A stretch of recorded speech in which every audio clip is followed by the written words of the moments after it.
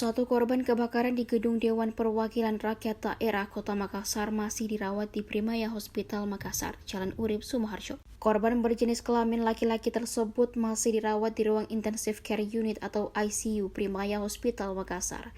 Hal ini disampaikan Direktur Primaya Hospital Makassar, Dr. Mary Monica, saat dikonfirmasi tribuntimur.com pada Sabtu 13 Agustus 2025 siang. Sabtu 30 Agustus 2025 dini hari, Primaya Hospital Makassar menerima sebanyak 8 korban kebakaran gedung DPRD Makassar. Namun 7 korban kebakaran sudah diperbolehkan pulang dan menjalani rawat jalan. Kepala Divisi HRGA Primaya Hospital Makassar, Dr. Kristianto Matulatan, merincikan semua korban yang dirawat di Primaya Hospital Makassar adalah laki-laki.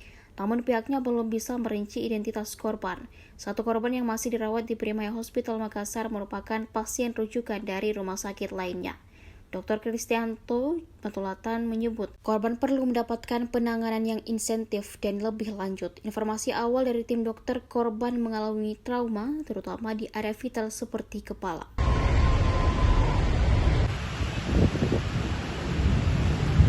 Jadi memang benar ada kejadian tadi malam, yaitu aksi demo, dan dari Rumah Sakit Primaya kami menerima beberapa korban.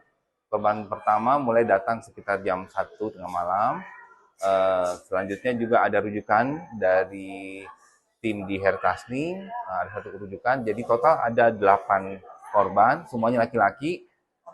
Dari 8 korban itu, 7 korban ini sudah kami tangani karena mengalami luka yang ringan, sehingga kondisinya stabil dan sudah dilakukan penanganan dan sudah bisa rawat jalan.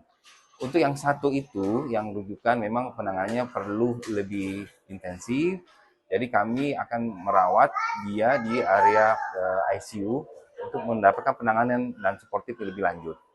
Demikian. Bentuk pelayanan yang diberikan Primaya seperti apa, Dok?